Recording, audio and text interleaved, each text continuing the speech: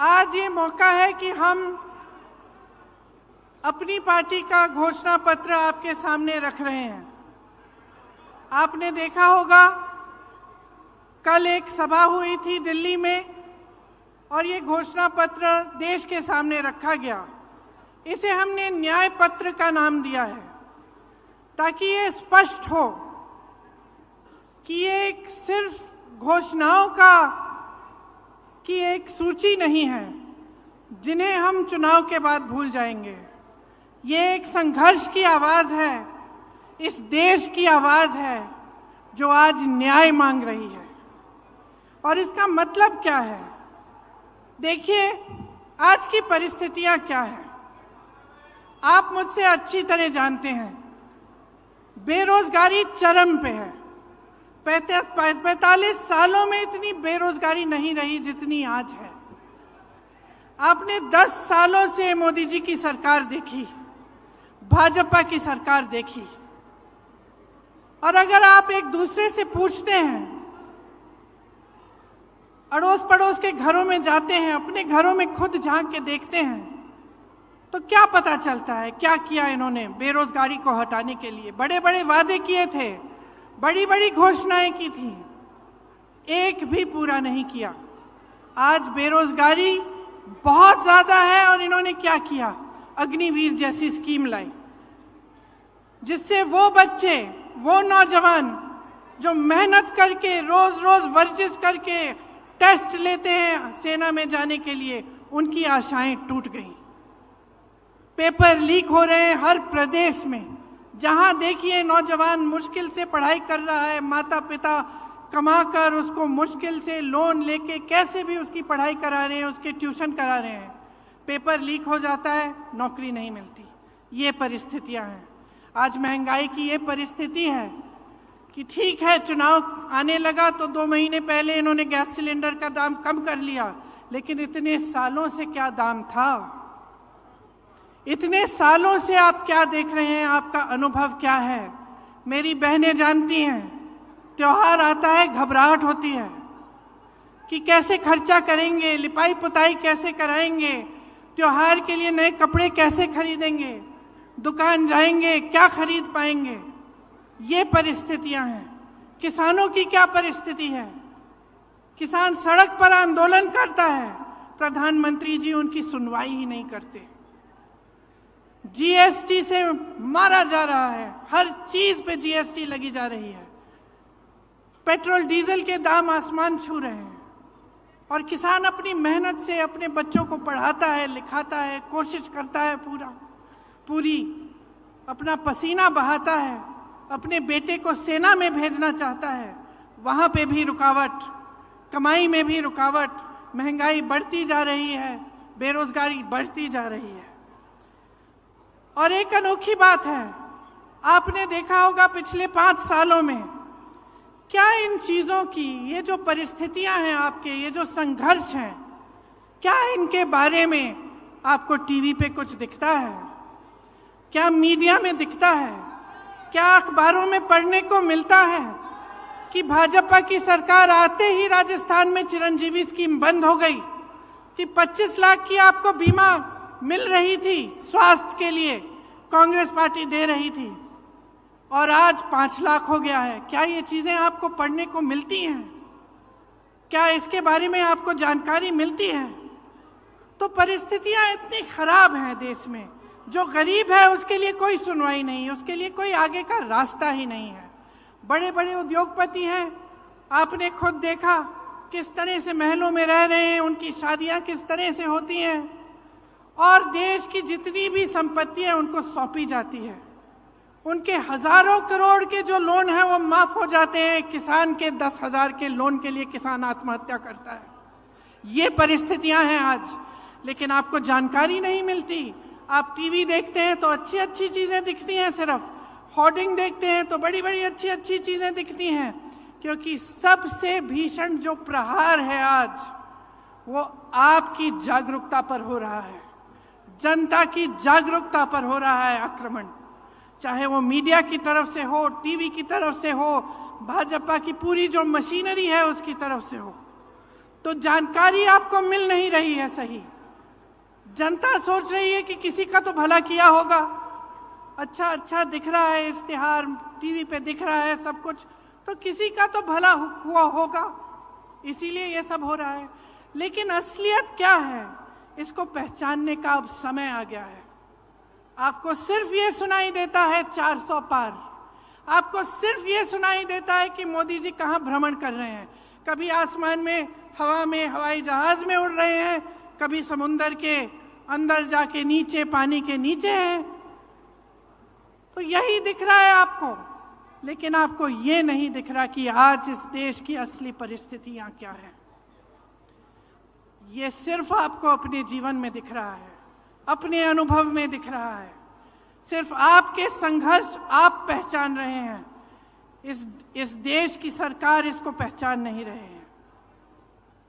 आप जानते हैं कि 10 सालों में जहां जहां आपको तकलीफ हुई, वहां कोई आपकी मदद करने के लिए नहीं आया।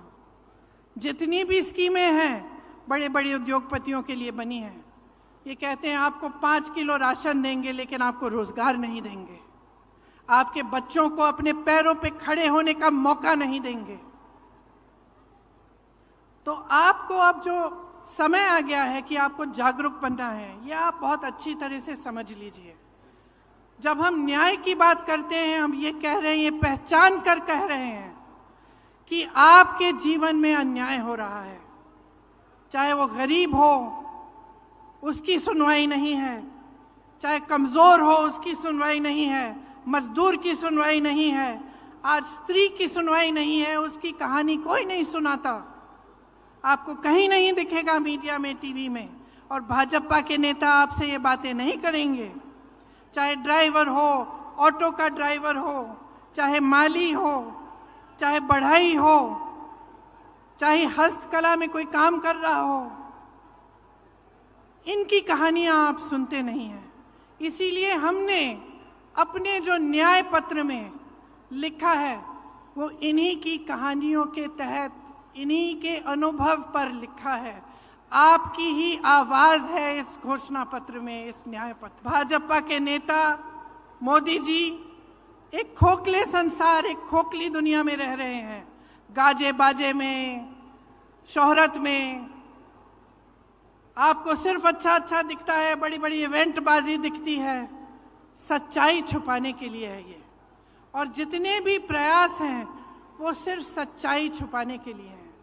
आज पूरे विपक्ष पर हमला है, 2 मुख्यमंत्री जेल में हैं, कहते हैं भ्रष्टाचार पर वार है, लेकिन सब भ्रष्टाचारी अपनी पार्टी में इकट्ठा कर रहे हैं। सारी पार्टियों के जितने भ्रष्टाचारी हैं उनको सब न्योता देके, वो निमंत्रण देके ले रहे हैं, और अचानक उनकी पार्टी में जाते ही स्वच्छ हो जाते हैं, कोई उनके बारे में सवाल नहीं उठाता। तो ये बहाना है, ये पूरा बहाना है कि इनकी दुनिया सक्षम रहे, बड़े बड़े उद्योगपतियों की, इनकी, और वो भी गिने चुने उद्योगपति हैं, सारे उद्योगपति नहीं हैं। बहुत सारे ऐसे उद्योगपति हैं जो देश के लिए दिन रात काम करते हैं, जो रोजगार बनाते हैं। इनके जो गिने चुने मित्र हैं उनको सारी संपत्ति सौंपी जा रही है। ये उन दूसरे उद्योगपतियों के साथ भी अन्याय है। तो ये पूरी जो परिस्थितियां हैं देश की, इनको समझने की बहुत खास जरूरत है। आज जो आप वोट डालने जा रहे हैं, वो वोट इस देश के लोकतंत्र को बचाने के लिए जा रहा है। अब ये बात आपने बहुत सुनी होगी, और कभी कभी आप पूछते भी होंगे कि भाई कैसे हमारा लोकतंत्र असुरक्षित कैसे है। तो ये असुरक्षित इसलिए है क्योंकि जितनी भी ऐसी संस्थानें हैं और जो बड़ी बड़ी इंस्टीट्यूशंस हैं जो लोकतंत्र को बचाने के लिए हैं, उनको कमज़ोर किया गया है, उनका गलत तरह से इस्तेमाल हो रहा है। आज ये नौबत आ गई है कि जनता को ईवीएम पे भी भरोसा नहीं है। जनता ये भी नहीं जानती कि अगर वोट डालेंगे तो क्या हमारा वोट सही तरह से डलेगा कि नहीं। तो इन परिस्थितियों के बीच जो हमारा न्याय पत्र है, इसमें हमने कुछ ऐसी घोषणाएं की हैं जो हम चाहते हैं कि जब हमारी सरकार आएगी हम आपके लिए करके दिखाएंगे। इसका प्रमाण ये है कि हमने प्रदेशों में करके दिखाया है। तो हमारे न्याय पत्र में किसानों के लिए 5 गारंटी हैं। एमएसपी को हम कानून बनाएंगे, गहलोत जी ने भी आपको बताया। स्थायी कृषि ऋण माफी का आयोग बनेगा, मतलब एक स्थायी आयोग होगा और आपके जो ऋण हैं, जो छोटे किसानों के जो ऋण हैं जो आपके माफ नहीं होते हैं, उसके लिए वहां सुनवाई होगी। फसलों का नुकसान होने पर 30 दिनों में सीधे बैंक खाते में भुगतान होगा। नई कृषि की आयात निर्यात की नीति बनेगी और कृषि में इस्तेमाल जितने भी आप सामान इस्तेमाल करते हैं कृषि में, वो जीएसटी से माफ होंगे। ये बहुत बड़ी चीज़ है, इससे आपको बहुत राहत मिलेगी। मैंने बेरोजगारी की बात की। युवाओं के लिए केंद्र में 30 लाख जो खाली पद भरे हैं, पड़े हैं, उन्हें भारी करने का काम हमारी सरकार करेगी। हर परिवार में जो पहली नौकरी है वो पक्की मिलेगी और स्नातक पास को 1 लाख रुपए मिलेंगे। ये जो पेपर लीक होते रहते हैं जिससे आपका बहुत नुकसान होता है और पढ़े लिखे बच्चे बेरोजगार बैठे रहते हैं, उसके समाधान के लिए एक नया कानून बनाया जाएगा। सख्ती से जो ऐसे काम कराएंगे, सख्ती से उन पर कार्रवाई होगी और एक जॉब कैलेंडर बनेगा जिसमें जो नियुक्ति के जो डेट हैं, जो इम्तिहान के डेट हैं, रिजल्ट के डेट हैं, वो पहले से बताए जाएंगे। जो लोग गिग इकोनॉमी में काम करते हैं, गिग इकोनॉमी मतलब जैसे शहरों में आप जो डिलीवरी वाले युवा हैं जो डिलीवरी करते हैं, इस तरह की जो नौकरियां हैं, इनको सामाजिक सुरक्षा मिलेगी और एक 5,000 करोड़ रुपए का फंड बनेगा युवाओं के लिए, ताकि युवा जब अपने कारोबार शुरू करना चाहें तो उनको लोन मिलेगा और उनको पैसे दिलवाए जाएंगे। महिलाओं के लिए खास हमने कुछ सोचा है कि हर जो गरीब महिला है उसे सालाना 1 लाख रुपए सरकार से मिलेंगे। केंद्र में जो नई भर्तियां हैं उनमें से 50% महिलाओं को दी जाएंगी। आशा, आंगनवाड़ी, मिड डे मील वेतन में केंद्र का योगदान 2 गुना होगा और हर पंचायत में एक अधिकार मैत्री होगी जो महिलाओं को अपने अधिकारों के बारे में बताएगी। कामकाजी महिलाओं के लिए हॉस्टल होने चाहिए, देश में काफ़ी नहीं है, उनकी जो संख्या है उसको 2 गुना किया जाएगा और हर जिले में कम से कम एक ऐसा हॉस्टल होगा। आदिवासी भाई बहनों के लिए भी हमने गारंटी किया है कि वन अधिकार अधिनियम लागू किया जाएगा और एक स्पेशल बजट, स्पेशल प्लान बनाया जाएगा। भूमि अधिग्रहण कानून में जो संशोधन किए गए थे वो वापस लिए जाएंगे और राज्यों में पैसा के अनुसार कानून लागू किए जाएंगे, जिससे जहां आदिवासियों की आबादी ज़्यादा है वे अनुसूचित क्षेत्र घोषित किए जाएंगे। 1 साल के अंदर अंदर जितनी भी FRA के क्लेम हैं उनका निपटान किया जाएगा और लघु वन उपज जो है उनको भी MSP के दायरे में लाया जाएगा। श्रमिकों के लिए हमने कुछ सोचा है कि उनके स्वास्थ्य के अधिकार की कानूनी गारंटी देना चाहते हैं। जांच से इलाज तक पूरी सेहत की देखभाल की सुविधाएं उनको मिलनी चाहिए और राष्ट्रीय न्यूनतम मजदूरी 400 रुपये प्रतिदिन की गारंटी हम करेंगे और शहरी क्षेत्रों के लिए रोजगार गारंटी का कानून लागू होगा, जिस तरह से ये कानून गांव में लागू होता है।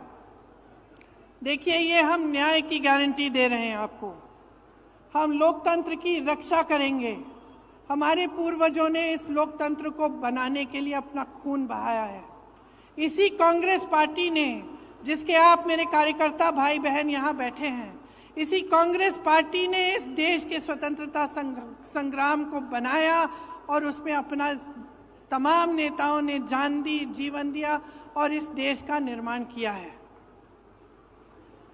मैं सिर्फ एक आग्रह करना चाहती हूं अपने कार्यकर्ता भाई बहनों से और खास तौर से इस देश की जनता से, इस देश के एक एक नागरिक से ये मेरा आग्रह है, इस चुनाव को आप अपने मुद्दों पर लड़वाइए। जो आपके जीवन का अनुभव है वही सत्य है, वही सच्चाई है। जो आपको दिखाई दे रहा है टीवी पे, इश्तिहारों पे, होर्डिंग्स पे, ये सच्चाई नहीं है। जो ये मोदी जी ने इवेंट बाजी बना रखी है, गाजा बाजा, ये सब जो लोग सोचते हैं कि धर्म के नाम पर, जाति के नाम पर, या आपका ध्यान कहीं और आकर्षित करके गद्दी पर सुरक्षित रहेंगे, उनको सच्चाई दिखाइए। क्योंकि जब तक आप अपने अनुभव पर उतरकर अपना वोट नहीं देंगे, जब तक आप अपनी सच्चाई, अपने सत्य, अपने अनुभव के आधार पर इस देश के निर्माण को नहीं करवाएंगे, तब तक ये हालात बदलेंगे नहीं। और हम ये हालात बदलना चाहते हैं, हम आपके हालात बदलना चाहते हैं। हम चाहते हैं कि आप अपने पैरों पे खड़े हों, कि सब सुविधाएं आपको मिलें, कि देश की सारी संपत्ति आपके हाथों में जाए। इसीलिए ये चुनाव आपका चुनाव होना चाहिए। ये चुनाव इस देश के लिए होना चाहिए, इस देश की धरती के लिए, इस देश की मिट्टी के लिए, इस देश के लोकतंत्र के लिए, इस देश के संविधान को बचाने के लिए। और मेरी पूरी उम्मीद है कि इसी आधार पर आपका वोट जाएगा। तो आप सबको बहुत बहुत धन्यवाद। कुछ लंबा मैं बोली, अध्यक्ष जी को भी बोलना है। आपने बहुत ध्यान से मेरी बातों को सुना है, इसके लिए बहुत बहुत धन्यवाद। मेरे साथ एक बार बोलिए, जय हिंद।